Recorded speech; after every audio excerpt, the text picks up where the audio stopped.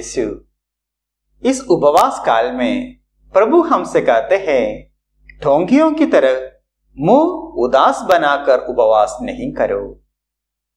इस वाक्य हम देखते हैं संत मत्ती के सुसमाचार अध्याय 6 वाक्य 16 में। इस वाक्य के बारे में हम 3 बात कह सकते हैं।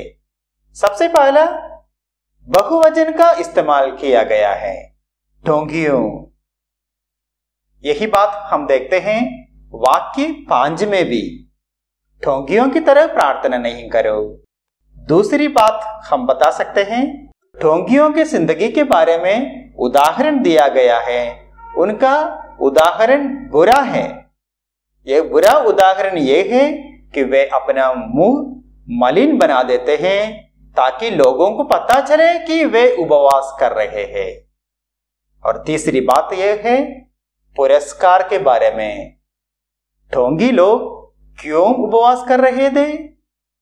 ताकि लोग देखें और उनका आदर सम्मान करें कि वे उपवास कर रहे हैं।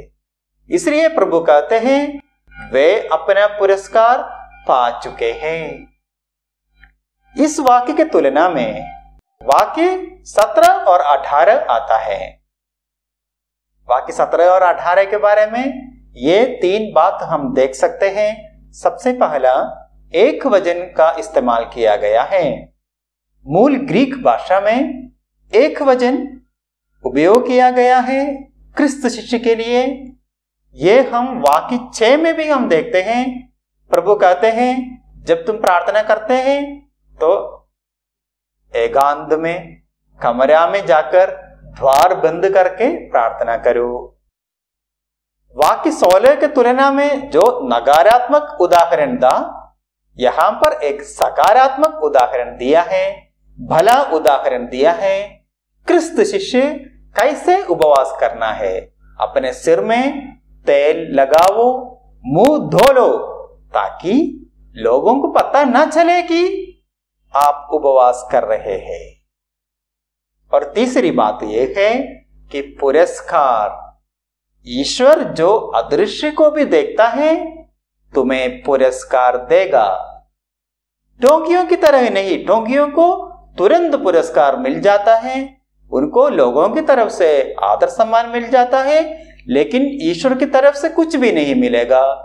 यहां पर क्रिस्त शिष्य जो गुप्त में उपवास करते हैं, उनको शायद लोगों की तरफ से सम्मान नहीं मिलेगा क्योंकि लोगों को पता नहीं चल रहा है, लेकिन ईश्वर उन्हें पुरस्कार देगा। वाक्य 19 से 21 तक प्रभु कहते हैं, अपने लिए इस पृथ्वी पर पूंजी जमा नहीं करो, क्योंकि यहां पर मोर लगता है, कीड़ा खाता है और चोर सेंध लगाकर चुरा लेते हैं। प्रभु का इस कहना एक तरह का उग्र सुधारवादी विचारधारा है, क्योंकि उस समय के लोग विशेषकर रोमन साम्राज्य ये समझते थे कि लौकिक संपत्ति होना चाहिए। शायद यही बात हमारे इस जमाने के बारे में भी बता सकते हैं कि ज्यादातर लोग यही सोचते हैं संपत्ति है तो संपत्ति से सब कुछ हासिल कर सकते हैं। इसायास नबी के ग्रंथ अध्याय 33 वाक्य 6 हमसे बताते हैं, प्रज्ञा, ज्ञान और प्रभु पर श्रद्धा यही तुम्हारा खजाना होगा।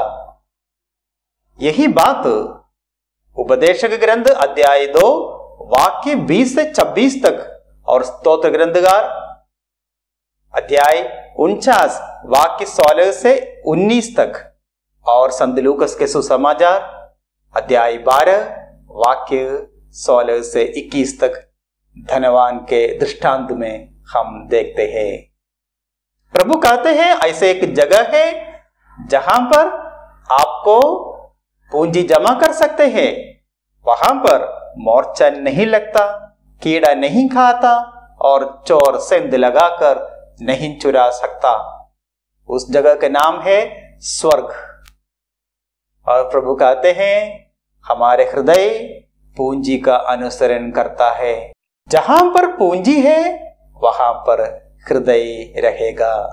इस बात को आगे बढ़ाते हुए प्रभु कहते हैं वाक्य 22 और 23 में, शरीर आंख का अनुसरण करता है।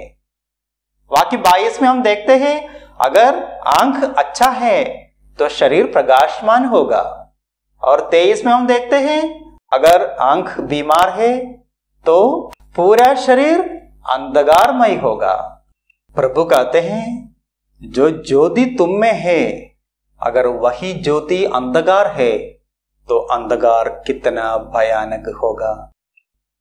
बहुत लोगों का कहना है यहां पर आंख माने हमारे नजरिया, जिस तरह हम देखते हैं और समझते हैं हमारे दृष्टिकोण, उसको आंख बताया है। संत मत्ती के सुसमाचार अध्याय 5 वाक्य 8 हमसे कहते हैं, धन्य है वे जिनका हृदय निर्मल है, वे ईश्वर के दर्शन करेंगे।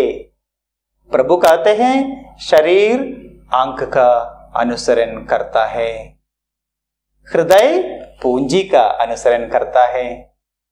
इसलिए वाक्य 24 में प्रभु हमसे कहते हैं सेवा स्वामी का अनुसरण करता है, सेवक स्वामी का अनुसरण करता है। एक ही स्वामी का अनुसरण ही कर सकते हैं, ईश्वर का कर सकता है या धन का कर सकते हैं, दोनों का अनुसरण नहीं कर सकते हैं। कुछ अनुवादों में धन के बदले मामोन शब्द का इस्तेमाल किया है। इसका कारण यह है कि अरामाइक भाषा में कुछ इलाके के पुराना हिब्रू भाषा में भी मामोन शब्द धन के लिए इस्तेमाल किया था। मामोन शब्द सूक्ति ग्रंथ अध्याय 3 वाक्य 9 में और उत्पत्ति ग्रंथ अध्याय 34 वाक्य 23 में हम देखते हैं। वाक्य 23 में इस इस्राएली लोगों के पशु पक्षियों के बारे में, लाइव स्टॉक के बारे में इस शब्द इस्तेमाल किया गया है। संत मत्ती के सुसमाचार अध्याय 6 वाक्य 24 विधि विवरण ग्रंथ अध्याय 6 वाक्य 5 जैसा है। वाक्य 5 हमसे कहते हैं तुम अपने प्रभु ईश्वर को अपने सारे हृदय, अपनी सारी आत्मा और अपनी सारी शक्ति से प्यार करो। आपसे मैं 3 प्रश्न पूछता हूं, इन प्रश्नों का उत्तर कमेंट्स बॉक्स में चार्ट के जगह पर आप एक साथ टाइप करके सेंड कीजिए। पहला प्रश्न यह है हमारा खजाना क्या होना चाहिए, इसके बारे में इसायास नबी ने बताया है। कौन सा अध्याय, कौन सा वाक्य?